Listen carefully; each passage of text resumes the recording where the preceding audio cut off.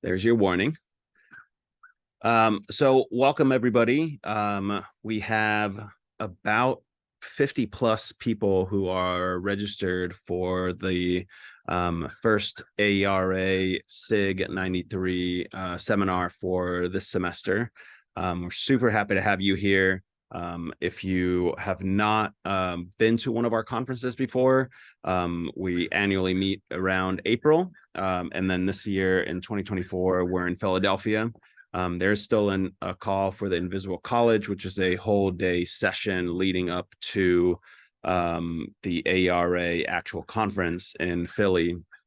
So there's some information that we'll share about that. But we're here to talk about artificial intelligence in physical education, teacher education, and the research that many of us conduct, and to kind of have an open session, an open forum about this. And as we get started, I'd love to hear your initial reactions, your experiences with artificial intelligence, whether you feel comfortable dropping a line inside the chat or just raising your hand, whether it's a hand up here or the virtual hand to raise. Maybe this is based on your initial ideas. If you watched the video that we produced, or it's just your experience or your students' experience. So I'd love to hear some comments from the group, whether it's in the chat or just raising your hand.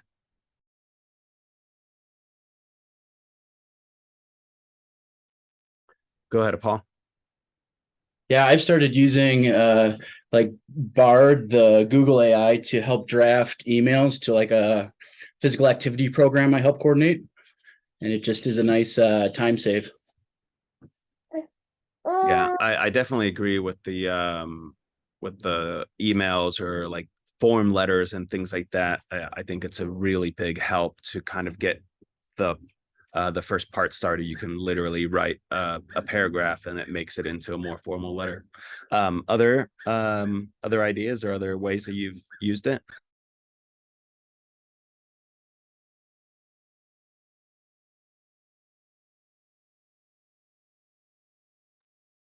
No one's used it for class, right? Teachers or researchers? So, oh, go ahead. Go ahead, Aaron. Sorry. I haven't used it for class per se, but I help with Hopper, and we use it to help develop our mission and vision statement that we were reworking, and essentially like put some information in it, ask like, what it thought about that, and then from that we constructed our own mission and vision. It just saves so much time. Yeah, and we have, right when it came out, like in November, December, we had some advertisement that we had to do for Mason Physical Education, and all programs gave like these 3 bullet points of what your program is, and they wanted something catchy, and we put those in to just get some ideas rolling. Kevin? So the way that I started to use it, I guess a little bit in class, at least I plan to this semester, is just to talk with students about using it as a way to generate some initial ideas for lessons. So I think that the danger of this would be if it becomes a stopping point. Like, so if our pre-service or in-service teachers, or even Pete faculty for that matter, were to put lessons or instructional units together solely based on AI generation. But I think that it can be a tool very much like other tools that we already use. PE Central is a good example. It's a repository of different physical education games and activities. I'll encourage students to go look there and to see what's on PE Central, and to use what they can after adapting it to meet their contextual demands and needs. So it's just about, I think, intelligent consumption, and about understanding that not everything you see is going to be good, and that it's a tool, but it's not an authority.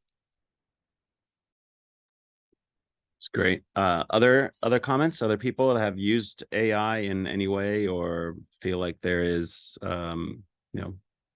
whether it's your students or what? Chad? I use it just as like a different example of sort of technical language for describing like interdisciplinary team for a grant. I'm like, what is the value of your team? And it's like, you can plug in the prompt, and it's pretty good on the buzzwords.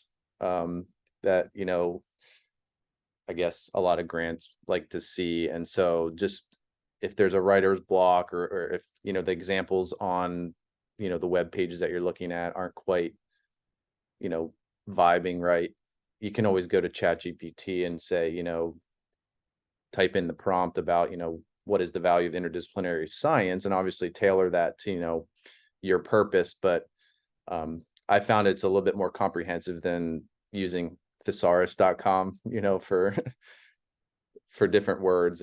It's just another resource like Kevin and others mentioned. Awesome. Thanks, Chad.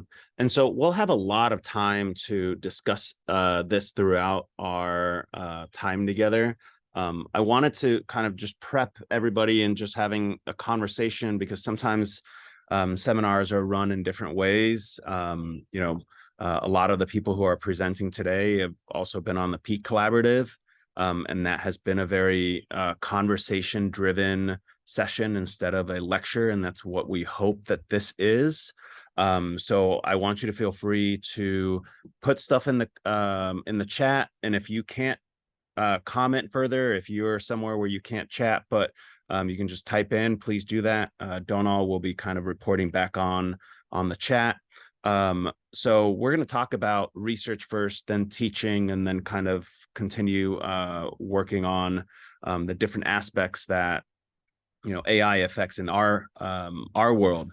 But before I go into that research part, I'm going to introduce Emily Jones, who is going to talk about a KWL sheet, which I'm going to drop in to the chat. Most of you that got the email had it attached.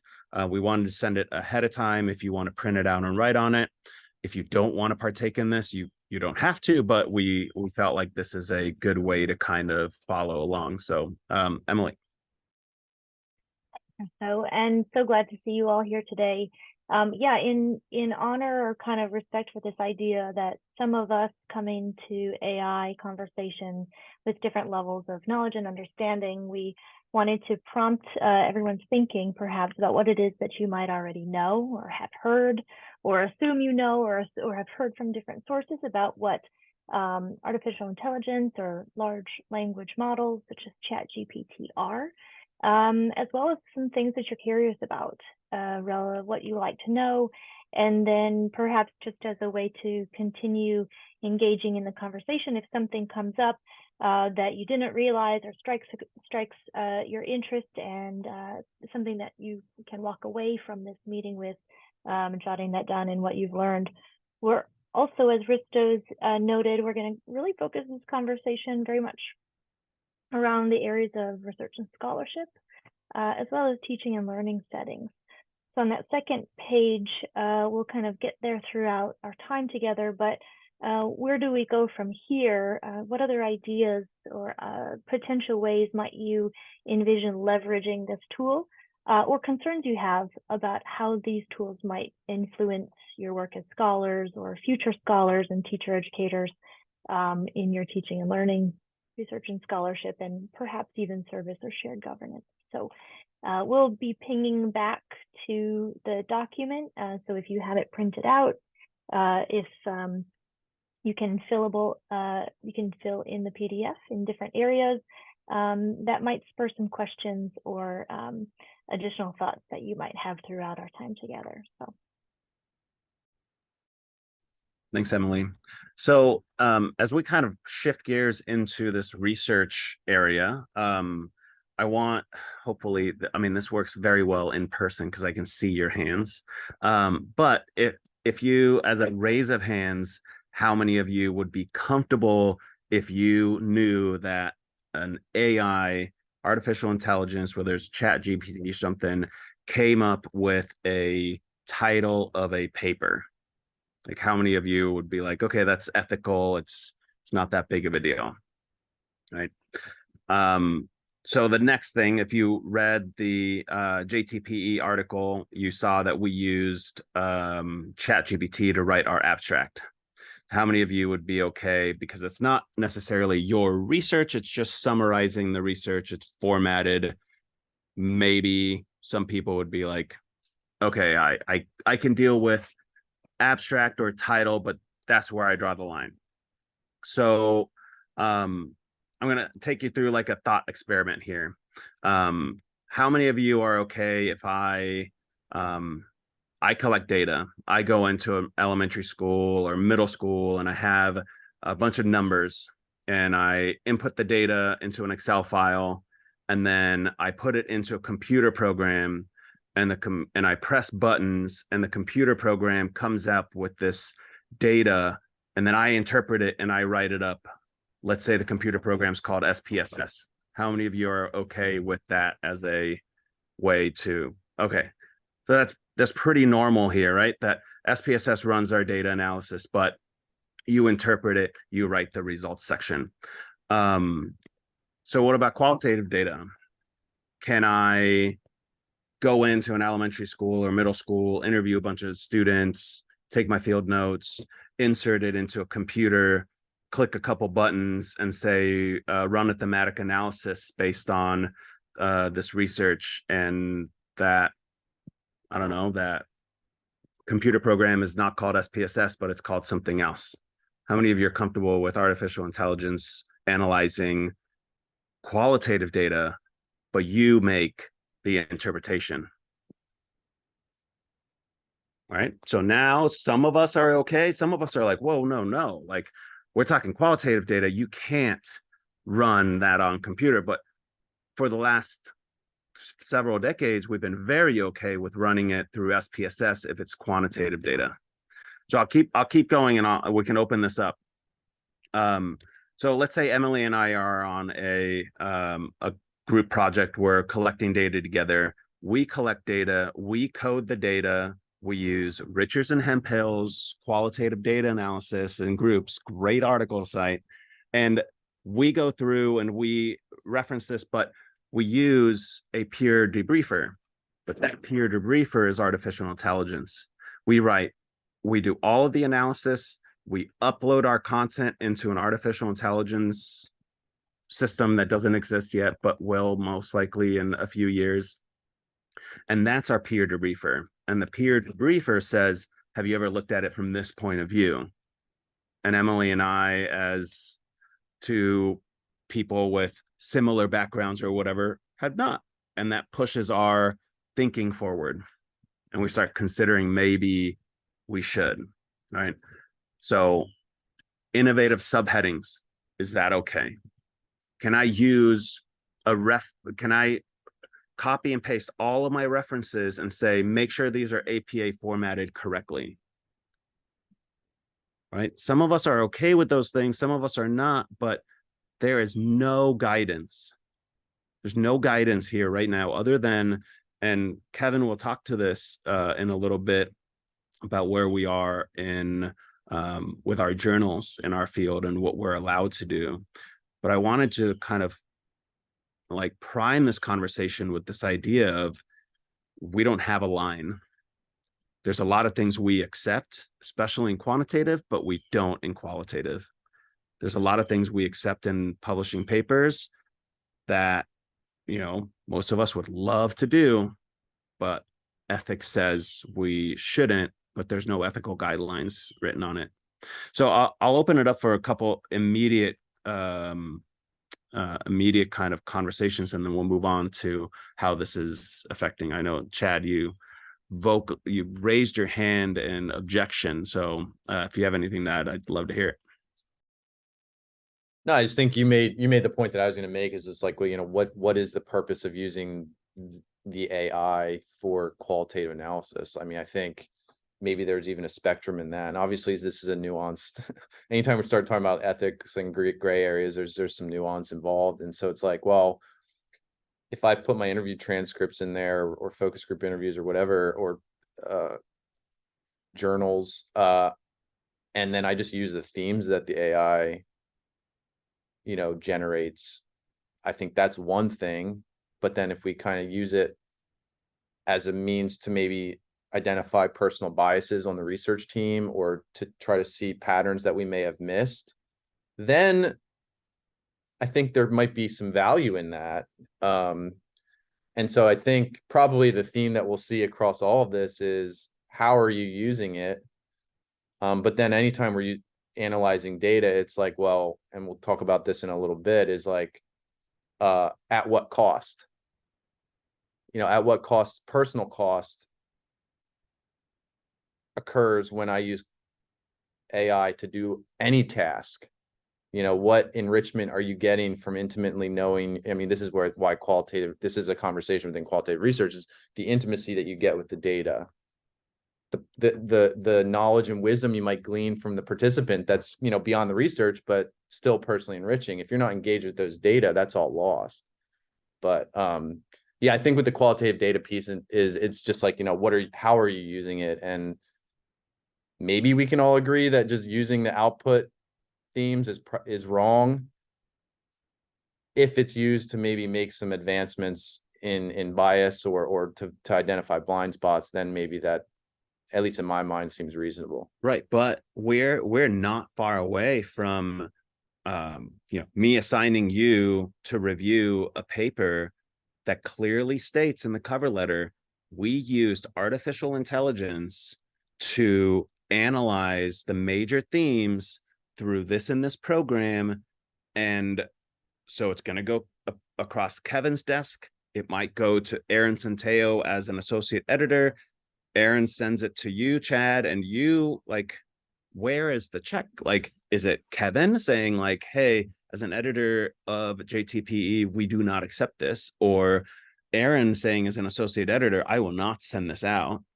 Or Aaron saying, well, Chad Killian knows about AI, so I'm going to let this go to Chad, so maybe it gets a favorable review. Like, we haven't come up with that, but that's not too far off, that scenario. I called Kevin out, so let me go to Kevin first, and then we'll go to Chad. Chad, I'll yield some of my time to you first if you'd like to comment. Yeah, I was just gonna say, added to the list of reviewers' biases that that already exist. But the other thing too is like, I'm wondering, like, there is some utility and some things to be gleaned from the AI output. I mean, that AI output, the themes that they're generating aren't random, and so like, I don't know if there's like, if we require a section, like, we're using, disclosure, I think, is a good thing if you're going to use it in any case, is to be transparent about it. But then is there a place for a completely AI generated thematic analysis, but maybe have like, I don't know, what does it mean then? Like what, Yeah. It came up with those data for a reason. I think that could spur additional questions and curiosities, and it still says something that might be valuable. Yeah, so let's look at it through the lens of quantitative research, because I think you brought this up a few minutes ago, Risto. And I'll say at the onset that I'm still kind of up in the air about a lot of this stuff, and I'm continuing to learn. I don't have firm beliefs, so this kind of scenario that I'll spin out here I is not an endorsement. But if we look at the history of quantitative research, and you go back 50, 60 years, there were not software programs, ANOVAs, regressions. The most modern statistics they had available at the time were all calculated by hand. I wasn't there, but I'd be willing to bet money that when people started introducing software packages to do statistical analysis, that there was a segment of the scientific community that was very, very against that, because you're relying on machines to answer questions that were previously answered by humans. Now that's commonplace. It would be insane to do your own statistical analysis by hand. In fact, I think if you did that, it would probably do disfavor with journal editors and publishers to see that you're calculating your own hand-done ANOVAs. That doesn't align with the way that we do things now. So I think that part of it is that there's a shift that'll occur here over time, and I think that we need to be ready for that. I think we need to understand that, and that we need to be as proactive as we can in driving the narrative. If we don't have any guidelines or any boundaries on what is or is not acceptable, then that creates a plane where anything could be acceptable. If we take the reins and say, well, here are what we view as ethical appropriate use of AI in research. To answer your question directly, Risto, I think that'll start at the level of the publishers. I think the publishers need to have some conversations about those things, because you get into issues of authorship and copyright, and the position that many have taken is that artificial intelligence cannot be an author. But if it's not an author and it's generating content, then what is it? So I think that there's some ambiguities around that. I had a conversation with folks at JTPE, Human Kinetics, when this first started, when AI really first started to boom, maybe last January or around there. And their initial response was basically, we're aware, we know it's happening, and we really don't have decided upon way to address that right now, and I don't know that they do in this moment yet either. At some point, those things are going to need to get discussed, and I think journal websites are going to need to get updated with guidelines. Personally, I think that at minimum, disclosure and transparency is important. So if AI has been used in any facet, it should be explained in a cover letter or elsewhere, perhaps in a note, so that it's part of the actual article, how it was used and why it was used. But I'll stop there. Aaron, I saw your name hand go up, so if you wanna chime in, feel free to. Well, apparently great minds think alike, because Kevin basically just said what I was going to say.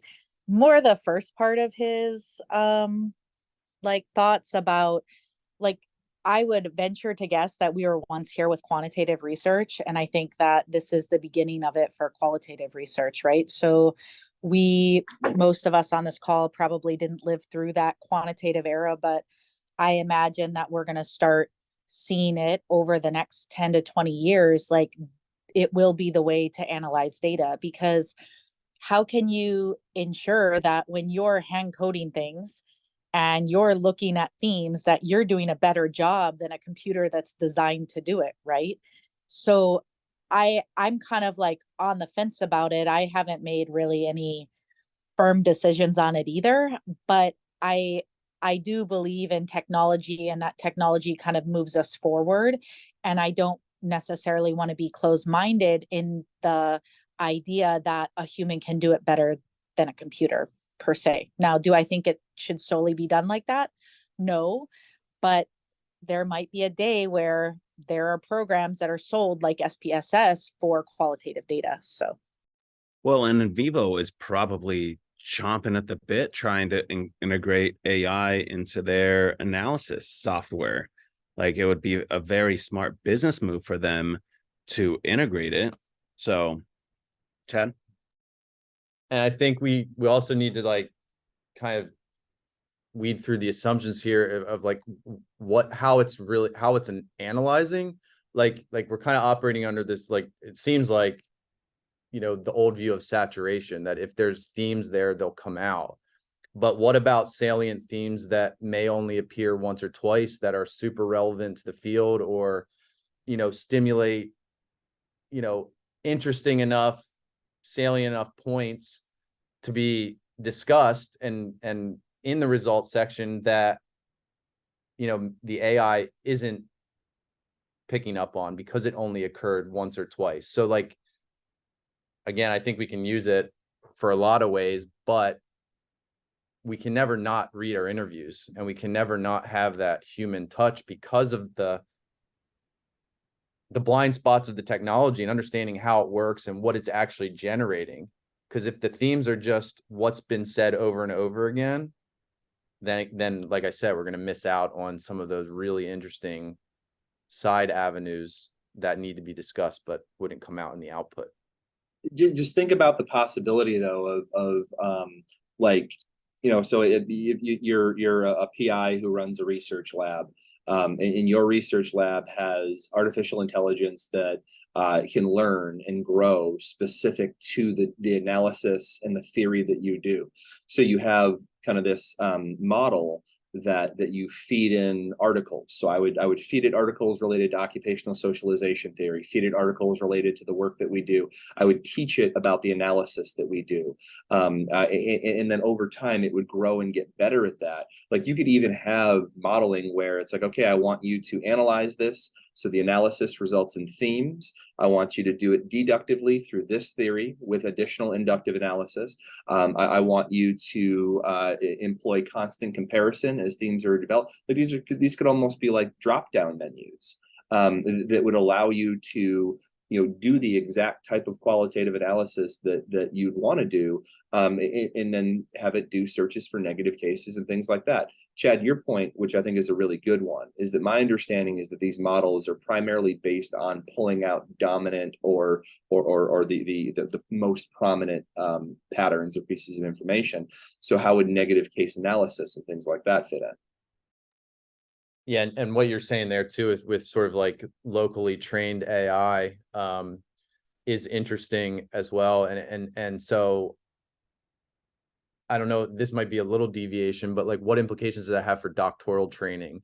To be able to design insular, in-house AI systems to kind of generate the outcomes. Like I think, for a teaching related one is like, what if we train it on meaningfulness, the meaningful physical education framework, and through that and appropriate prompts, you have some assurance that the lesson plans generated will align well with the meaningful physical education framework or sport ed or teaching games for understanding, et cetera. So I just think about like locally trained AI that for research purposes, like you're saying, an occupational socialization theory, your doc students are going to need to at least know what that means, and then potentially even expand their skill set to be able to build that for their own lab or for their own interests when they become independent. So that's another conversation. Yeah, I mean, that's a really interesting point, Chad. If you're growing something locally and then graduate students come up and that's how they've been trained to do analysis, and then they leave, but they don't take that with them, then what does that leave them with? They contributed to the lab work, so it's good for the lab, but is it great for them?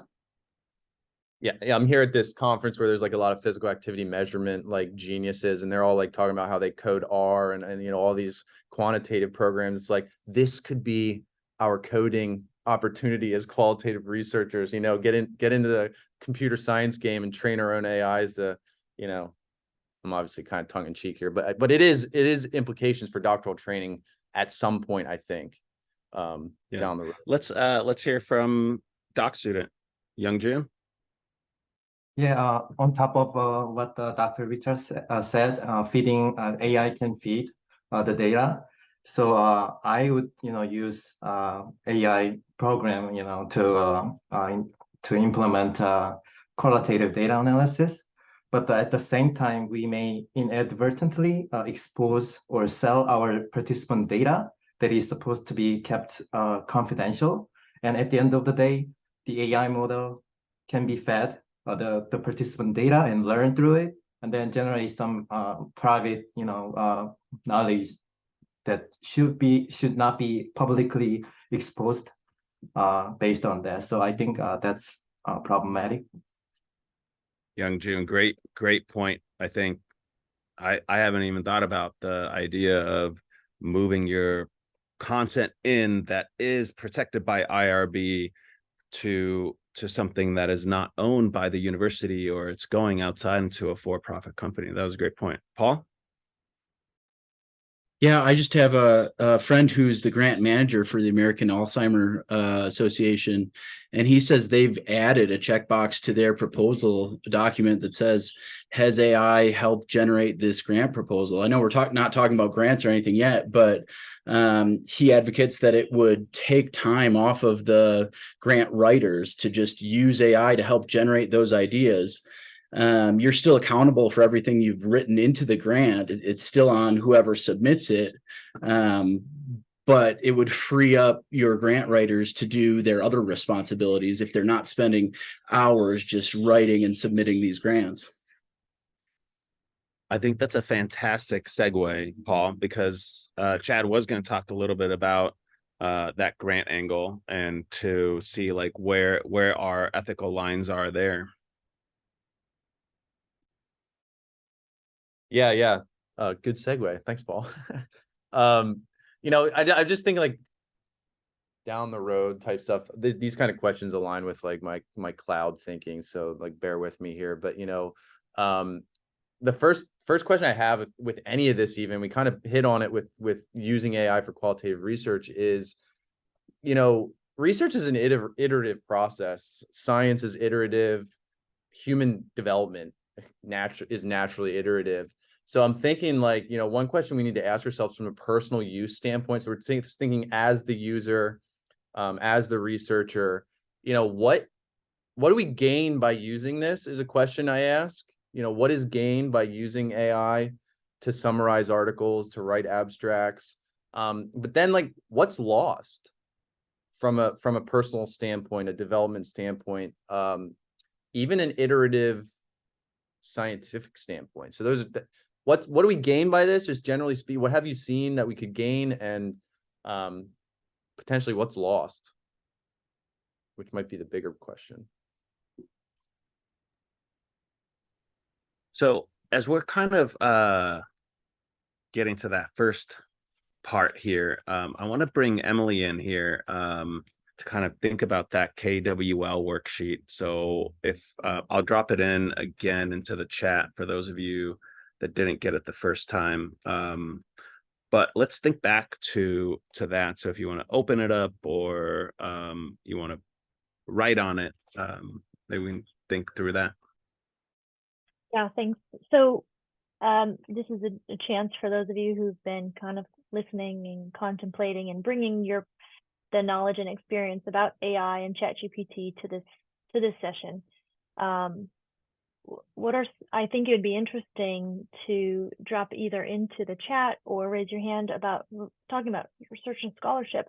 What are some things that you think you'd like to know? What remains you're curious about? And that might be partly what Chad is alluding to, or others have made mention about, David Dom alluded to in the chat about what are our IRB saying about this, that's something that's relevant to each of us. I was sitting on a panel the other week, and the IRB chair at one of the institutions who was on the representative on the panel, they were just describing very openly how, as long as you de-identify your data and put it into a large language model, that it could be used to assist in data analysis, and they saw nothing wrong with it. And there were 3 or 4 other panelists whose eyebrows just rose really high, right? Because of the concerns associated with, even though I might be able to de-identify my data and have 3 or 4 researchers in the room read that data set, and not be able to perhaps identify who said what, the tracking information that is available from the person who's putting that data onto the large language model in terms of where it's coming from, the descriptors of who participants are, even if it's regionally or near a particular institution, and how long does it really take a computer or a machine to identify a 27-year-old doctoral student studying at a Midwest regional campus or an R1 campus who's studying this particular area and is interested in these types of topics. So, how quickly could a machine identify a participant in a different way, especially with how robust ChatGPT and other of these AI models are. So there's a lot to be considering, and Dom's comment or David's comment on chat triggered that. So are there other questions that have come to you or you're thinking as you've been listening or brought with you that perhaps we could chat about? Nicolette. So I haven't used it and I don't know a whole lot about it, but some of the things I've read is there's still a level of like bias within AI. And so like I was just wondering like how that would affect how data is analyzed, the bias that AI carries, and then if it could account for some of the contexts or nuances of physical education, because we kind of talk about PE being marginalized and some of the experiences of that. So I wonder how it could account for that as well. Yeah, and I think that, Donal, you put in there a while ago about AI reflexivity statements. And, when you think about that, it's funny to me, like thinking about AI being reflexive, but also like we are asked to do that. We are all biased based on how we're looking at data and analyzing data. So would it be appropriate for AI to do a reflexivity statement and say, I've been only trained on this and this type of data. Most of the data has been done by, this and this type of, I don't know, like, I don't know if I would probably go that far, but there are levels to the bias that humans have. And, I put in earlier, like, if we can teach somebody like or we can teach AI every single article ever written on this theory and then have them analyze it, that's not a capacity that most humans have. Kevin, I saw you. Oh, Emily, Kevin, either one. So interestingly, there was the dialogue about this, about one of the IT specialist computer programmers I was chatting with said, one thing you need to know, this is a declarative statement about AI, is that it's a non-thinking being, right? And a lot of people nodded, right? Nodded, it's non-thinking. And someone raised their hand and said, isn't it learning all of the time, however? So, right, as humans, we're processing information based on our experiences, what we consume, these interactions, whatever we're fed leads to Risto's notion there is we're learning as human beings, and we're faulty by the biases by which the lenses we're perceiving that information. Nicolette as well, right? To that bias. And so, yeah, it's not a human, but the critique was clever, but it's learning and it's perceiving and responding new information. And the more information that's fed into the model, whether that model is tailored or whether that model is the public access model, it's still learning. So it's poses more questions than answers, but nonetheless, I thought it was quite intriguing. Okay. It's really sorry, Chad, if I could just real quick, Risto's comments really got me thinking about AI producing like a reflexivity statement, and does that require self-awareness, and is AI self-aware? Most of what I've seen continues to view AI as non-sentient, so it's unable to think and perceive, right? But it's able to learn and able to grow. So Emily brings up a good point. So where's the line, and when does learning and growing become thinking and perceiving? Yeah, and I think a lot of the perception of bias is based on the parameters of the output that are set by the developers. And so right now we're talking about ChatGPT, but there are alternative large language models being developed, and my guess is that there'll be like informal perceptions of each, kind of like ascribing maybe like, the level of free speech that the output puts out or whatever. And so like I think there's at some point it'll be important to like disclose that you used AI and which one because of maybe some differences in the way that the parameters are being set by developers. Yeah. So I'm going to make a hard record scratch here and switch over basically on time to our teaching part. So if you still have some lingering comments and things like that, please feel free to put them in the chat regarding research. But we spent about 45 minutes already on talking about research specific and the ethics around it. We can come back to it, but I wanted to kind of give this space to, AERA is a research organization, but especially in our Invisible College, that's a day long, we talk about teacher education. We talk about issues that come up in repeat programs, whether it's retention or teaching or whatever. So we're kind of outside the box in that sense. But I wanted to kind of think about, or have you think about, and hopefully put into the chat or raise your hand of how you've used ChatGPT or AI in your teaching process. So I'll give you an example. You know, I have a teaching philosophy assignment in one of my classes, and I have these prompts that usually have, before they actually do the assignment on Blackboard, they post like they answer some questions to start developing that teaching philosophy. So this year I just put in and said, give me leading prompts for people to, or physical education pre-service teachers to think about their teaching philosophy.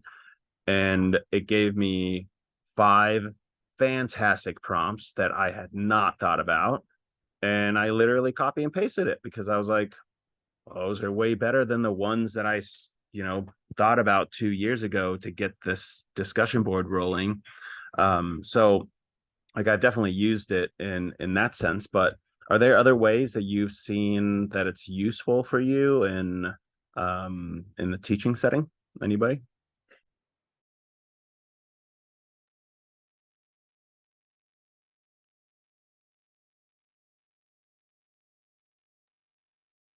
Emily? Yep, I was Thoughts? waiting to see if somebody else wanted to jump in. Sorry.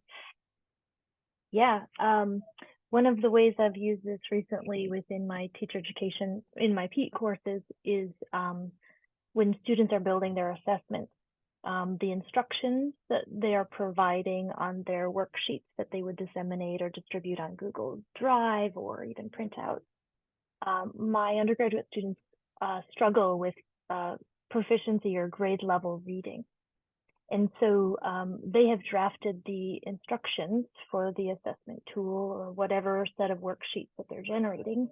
And then they've put them into ChatGPT with the qualifier, please revise for a 5th grade reading level, or please revise for a non-native English speaker.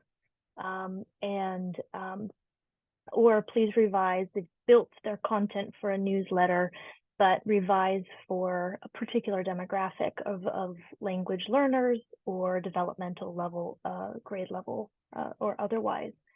And that's not asking ChatGPT to come up with the content, but it is prompting and you leveraging the tool as a way to refine and revise it to meet a specific need. Any other ways that folks have used it or have thought to use it in their pedagogy or teacher education programs? Imagine if it can do your annual review, your annual evaluation. That's always just like in September, you're like, insert CV, give me Man, an annual review. yes, I think it'd be worth I think it'd be worth a bunch of us getting together, figuring out how to code and build AI models just to do that. I think the investment in time would pay off so much. Lori, you nailed it there as well, your chat, absolutely. The IRB officer who was on the panel referred to that as well. And if you haven't read it, so as far as consent or assent forms, always being asked to be at a certain reading level. So revising or refining that. Not ChatGPT specifically, but I've recently seen how there is live language translations occurring. Oscar, this sort of alludes to what you mentioned in the chat, but it's different, right? So I'm a unilingual, except I'm learning a language now.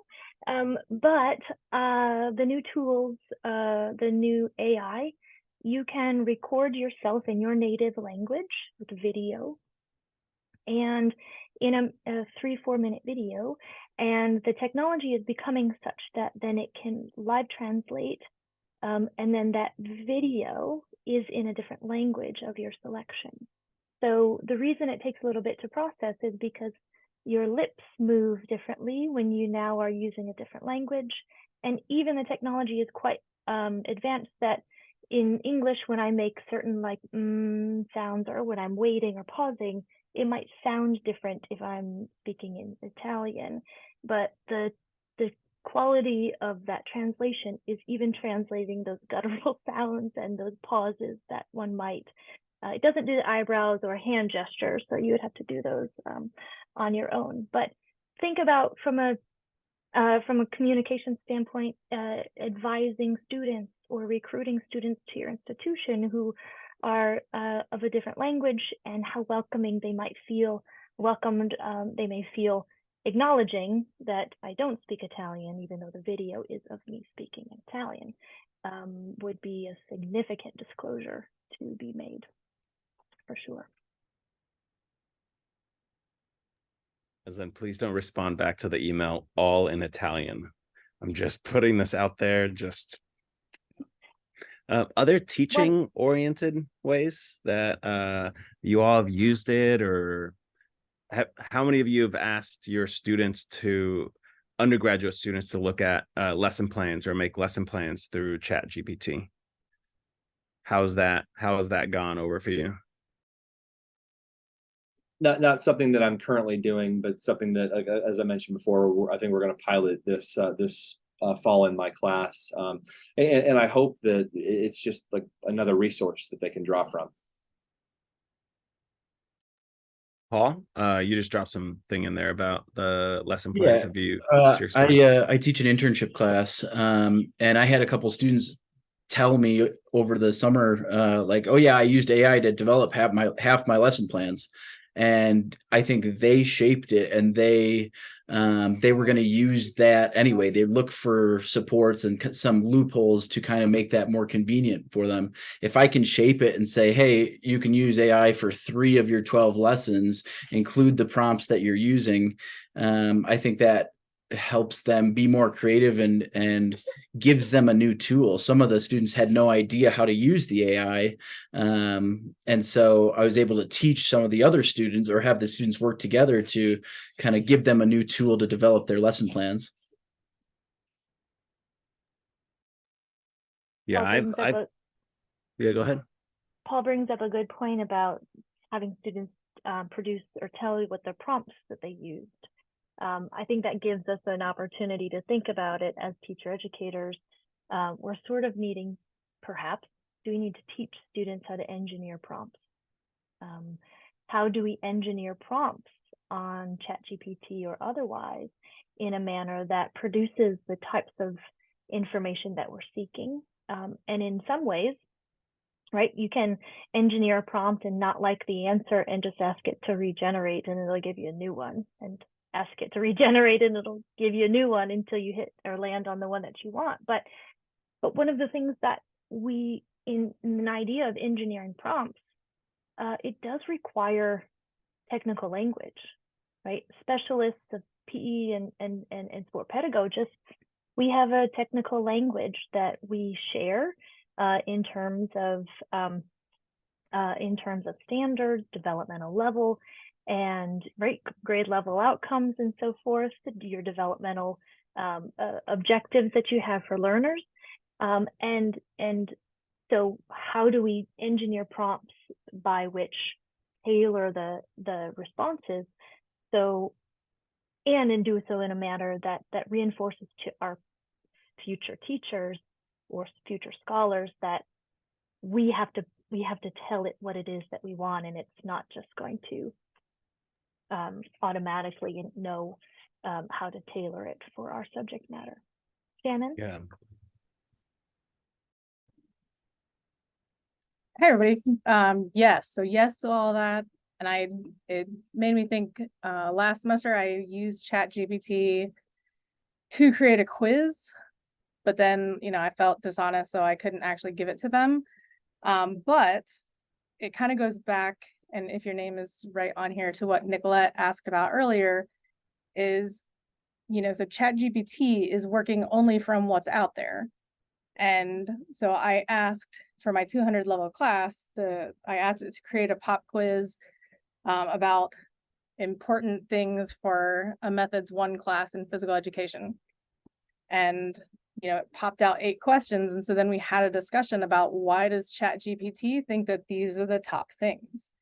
And like STEM came up in it, and technology came up in it. And so, then we talked about, why are these the current things, that ChatGPT would think is important to our field. And so it was a good conversation starter.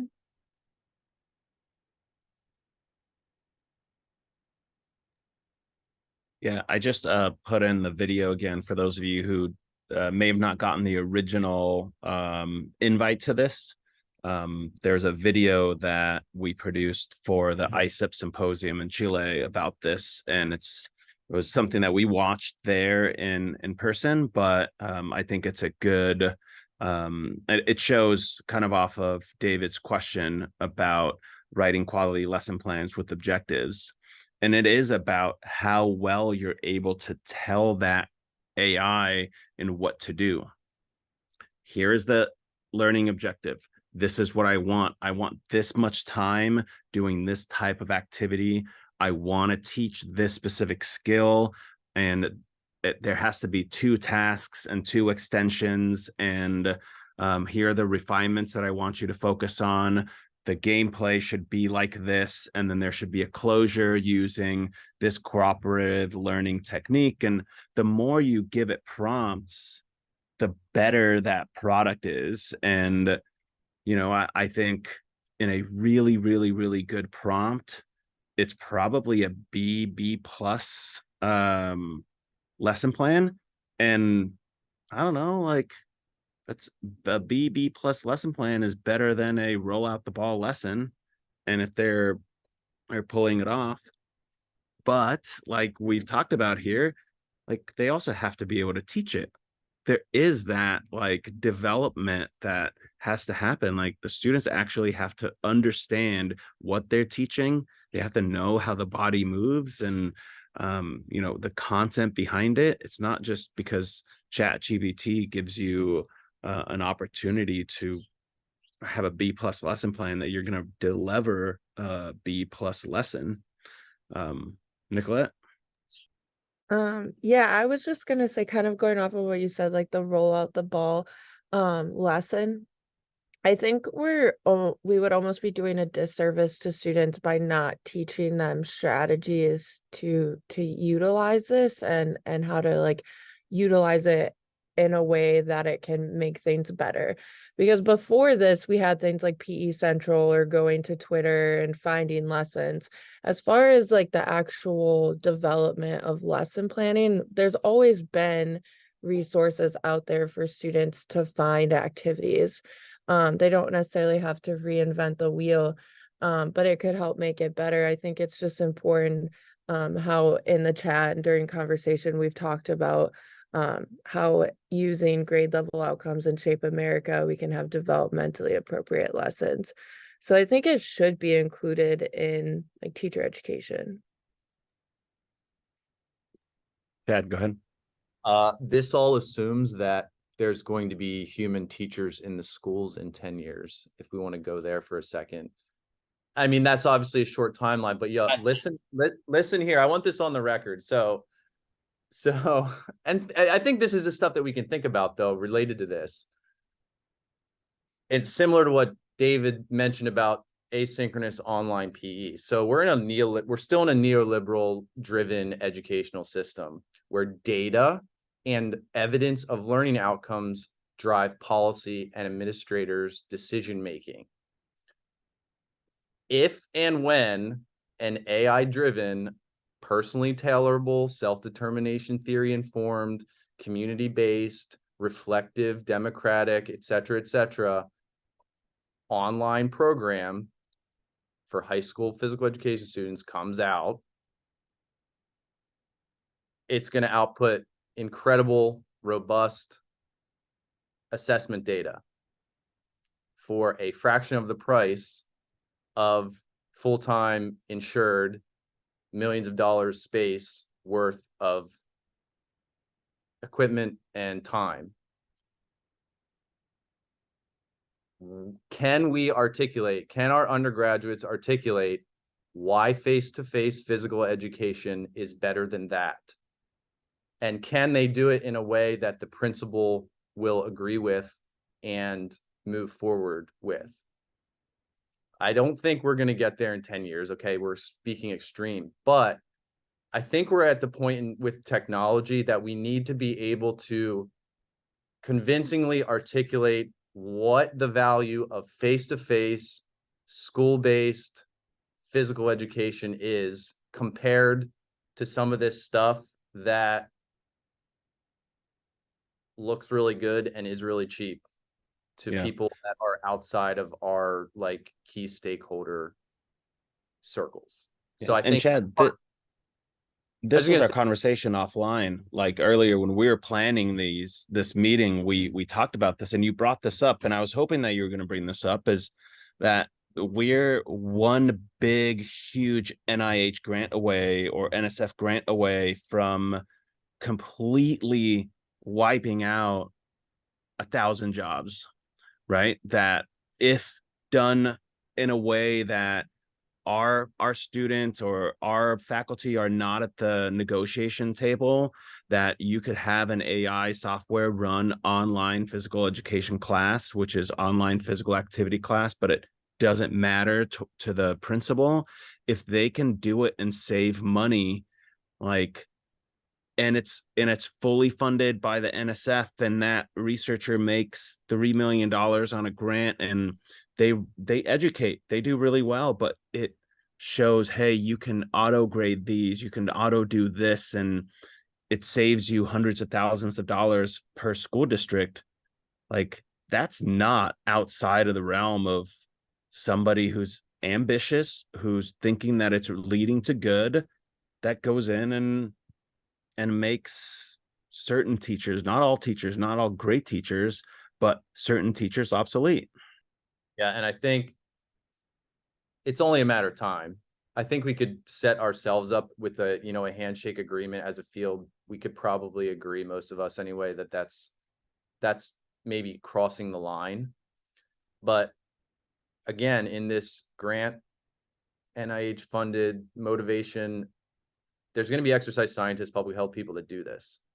So like we can rage, we can fight, we can, hope that we're at the negotiating table. We won't be. Our job is to be able to articulate an evidence base. So do the research that counters that. Why is school-based physical education better? We need to ask ourselves if we have good enough evidence to be able to, when this comes down the road, to be able to say convincingly, you can do this, but it's not going to be as good for the kids as what we're already doing. And I'm not sure we can do that yet.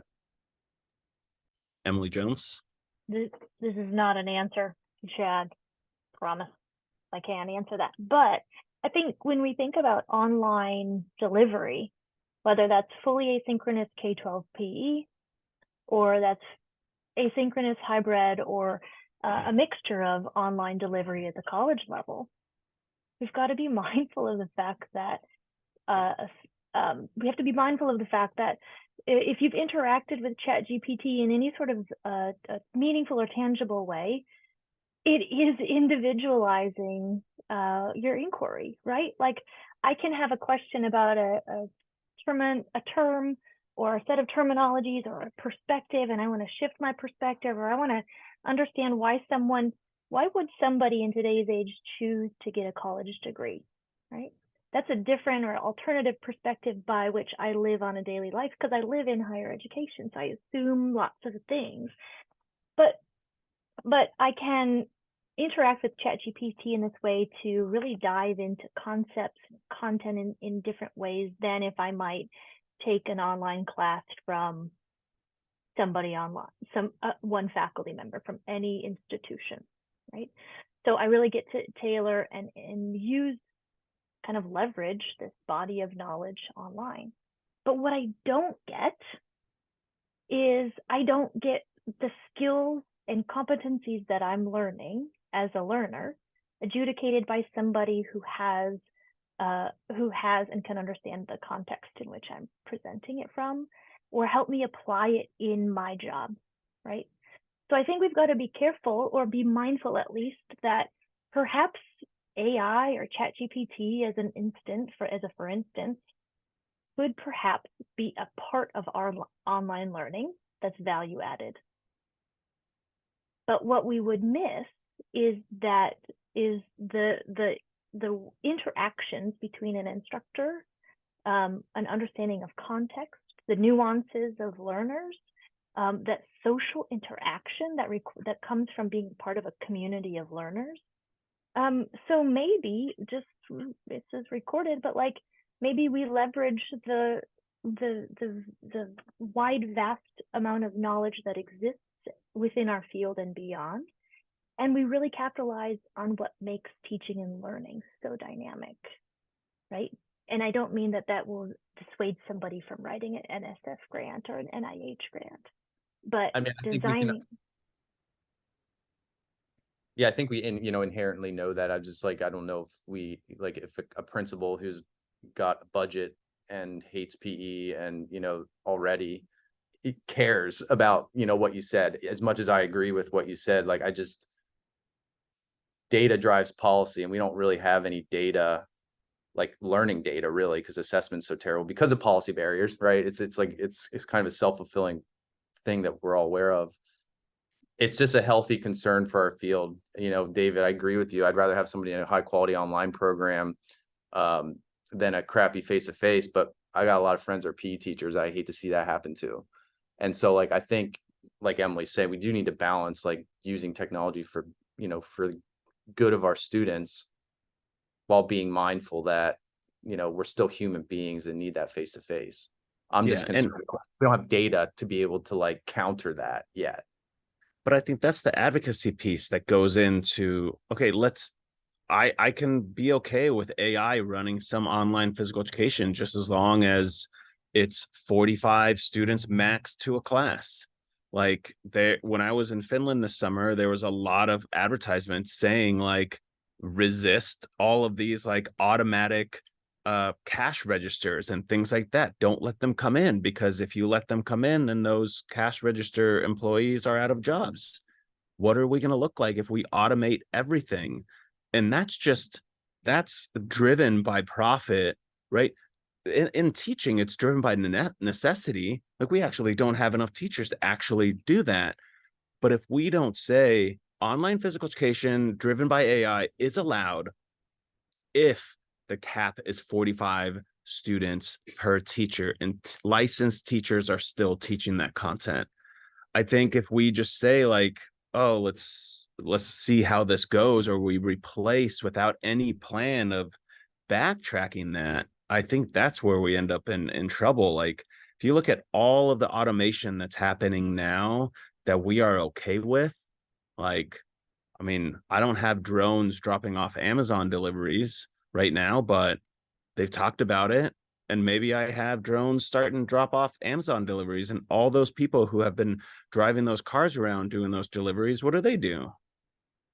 So like, if we look at this from a teaching perspective, like if we're not at the table making the decisions or helping guide the policy, I think we're in big trouble.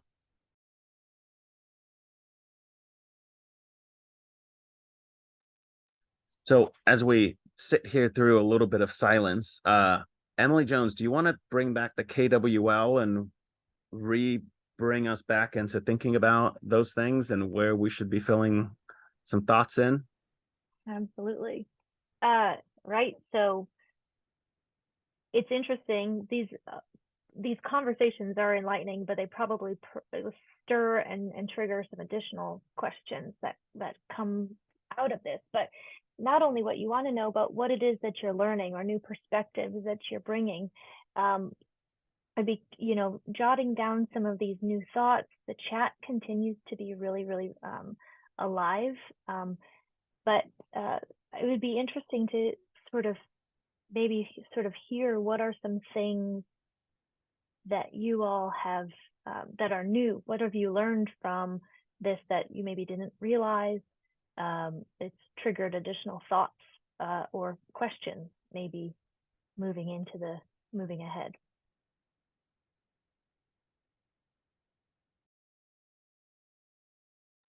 this has a twofold value, one for personal enrichment to explain your questions, but we're having a peak collaborative on this in a couple weeks, and we can use some of the questions that you have for us all to sort of reflect in between that, and also consider answering and discussing further during that session. Yeah, Paul. So one thing I think for a lot of teachers and a lot of people out there, this is intimidating content. It is hard to start getting involved with AI if you don't know where to start. So I don't know if discussing a framework or even like a how to AI or how to AI in PE little guideline might be beneficial to those who are intimidated to even start. You pull up the website and you're like, oh, this is so open-ended. I don't even know what to do with this. I don't know that if that's related, but I just something to bring up. So do you mind to drop into the chat? There was a really interesting book that you shared over the summer. And the title of it alluded to how AI or ChatGPT might enhance or leverage my research or scholarship. And maybe as he finds it, it was intriguing because Paul, it sort of alluded to that because it was, I don't even know what kind of prompts to generate or what it could even do. So I think that that's an interesting perspective to say, maybe folks just don't even know where to start with what to ask. That might be interesting. David just put in the chat about Adobe education software. Has anybody played with text to image in Adobe Express before? If you haven't, David, I don't know if you can come off mute and want to talk about it, but if you can, you're welcome to. Otherwise, I can share a little bit. Yeah, I don't know. I only played with it for like 30 minutes max. I put in like, text to image, like, children playing, having fun, being physically active, and it brought in some really funky looking pictures and really distorted faces and that kind of stuff. But it was essentially what you're asking it for. And I think it's worth playing with a little bit more. Like I said, I only got a little bit, but it was kind of a neat, way to create even infographics or something like that. I think there's some application in the ways, maybe creating content, but I think maybe for advocacy pieces or just, things that we can include on some of our documents, maybe even in lesson planning to design certain ideas or activities. Like I said, I haven't played with it a whole lot, but there's definitely a lot of power there. David, and that also, for those who haven't used Adobe Express for that text to image, that pulls from all like Creative Commons, so copyright open, if you would, or open access images. So you wouldn't be infringing on copyright if you were to use that. So that's a nice additive idea for how to build images. Other thoughts? Things that you're take away or continue to be curious about?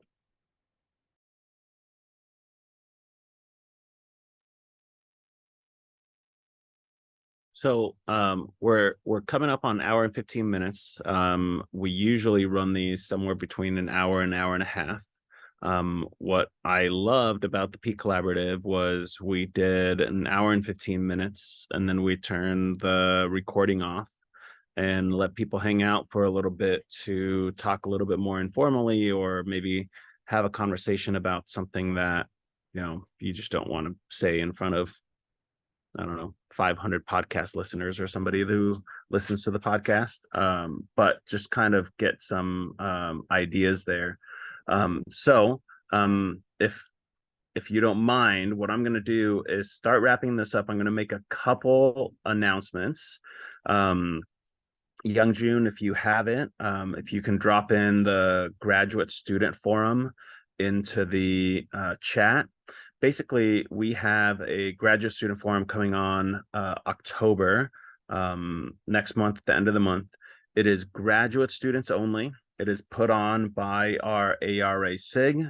Young June is our graduate student rep, and Donal is helping support that as an early career researcher. They have a panel set up that will answer all these questions about how to get a job, what to do, what's the job search like, what's graduate life versus transitioning into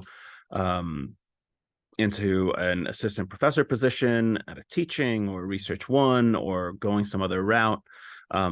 There will be no senior scholars there, so you don't have to kind of feel like you have to, I don't know, ask questions that you wouldn't ask in front of somebody who's a full professor or tenured professor or something like that. So, and we also didn't want to have people being discussants on that session that the last time they interviewed for a job was 30 years ago, because it's a little different now. So we're really looking forward to it. I wish I could attend, but we are only keeping it for the specific people and grad students. And then Donal and Young June have put together a really good panel. There's a flyer attached there. Again, you have to pre-register for this. So if you oversee graduate students or your friend is a graduate student or whoever, I really hope that you recommend these to them. And then, so I'll make these so they're verbal as well for people who are just listening. The Peak Collaborative on this topic is October 5th at 4 p.m. You can find that stuff on social media as well. If you're not getting the emails, if you don't get emails for that, you can email me and I can put you on that list. Towson University is hiring. There is a job posting there, and so is Illinois State University. So 2 positions that I know of. Those are posted everywhere probably, but I know the ISEP website has both of those at the very top. And I think that's it. And that's 4:15 in the East Coast on the dot. So I want to thank everybody for coming on. Hopefully you can join our October session. We have a November session as well. This recording will be on the HPE podcast, Playing with Research in Health and Physical Education podcast. SIG 93 has a website that we post these webinars on as well. So sometimes when people are sharing slides and you want to see the slides and you don't want to just listen, you can watch all of our past webinars there as well. So thanks everybody. We're going to turn off the recording, and if you want to stick around and ask some questions, feel free to. Thanks everybody.